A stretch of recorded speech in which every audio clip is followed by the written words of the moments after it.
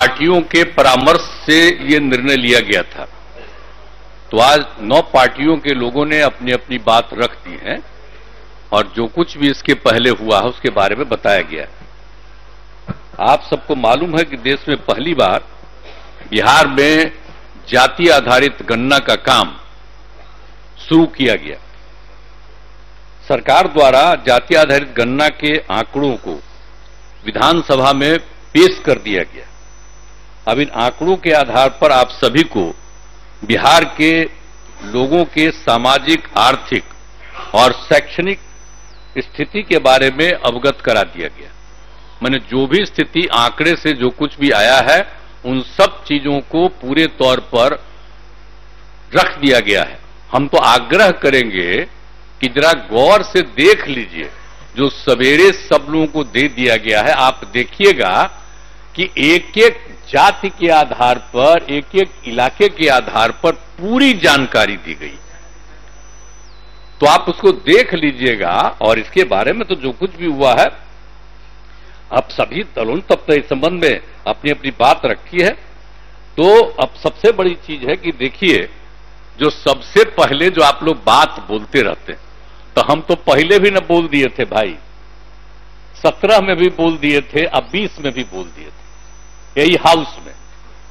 तो हम फिर आपको बता देना चाहते हैं।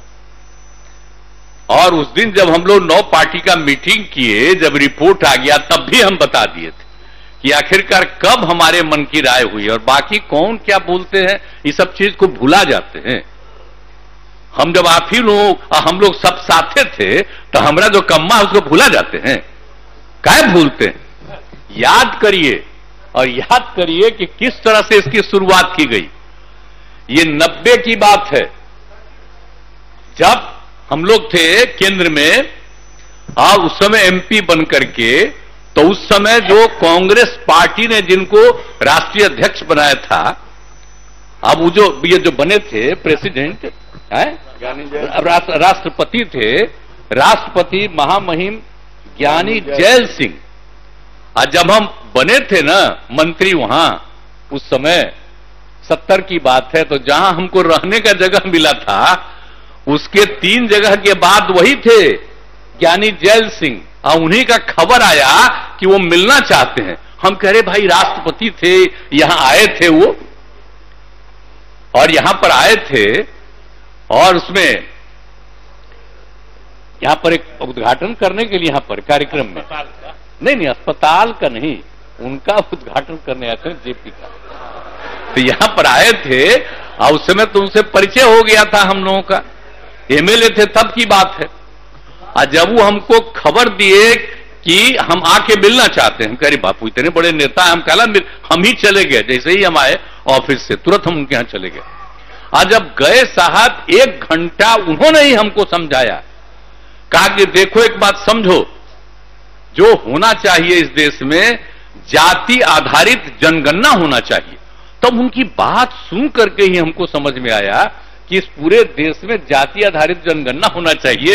ये मेरा 1990 की बात है और उसी समय हम इस बात को समझे। और जब इस बात को समझे तो तुरंत हम अपने सब पार्टी के बड़े बड़े नेताओं से मिले। आप समझ लीजिए कि हम चले गए श्रद्धे मधु लिमय जी से, और उनको हम कहे, और उन्हीं के साथ बैठे हुए थे उस समय जो तत्कालीन वित्त मंत्री थे मधु दंडवते जी, सब बैठे हुए थे। हमने बताया कि उन्होंने हमको कहा, तो उन्होंने सुनने के बाद कहा कि नहीं ठीक है, जो तुम अब करो इसके बारे में तुम आगे बढ़वाओ, बात करो। और तब उस समय के माननीय प्रधानमंत्री जी से भी हम मिले, विश्वनाथ प्रताप सिंह जी से, और उनको भी हमने अनुरोध किया कि जाति आधारित जनगणना होना चाहिए। अब बाद में हम उनको तो कह दिए, बाद में वो कहे कि अरे भाई शुरू हो गया है इसलिए अब इस बार पॉसिबल नहीं है, तो नहीं हुआ। लेकिन आप जान लीजिए कि उसी समय से जाति आधारित जनगणना की बात है। एक बात अच्छी तरह जान लीजिए,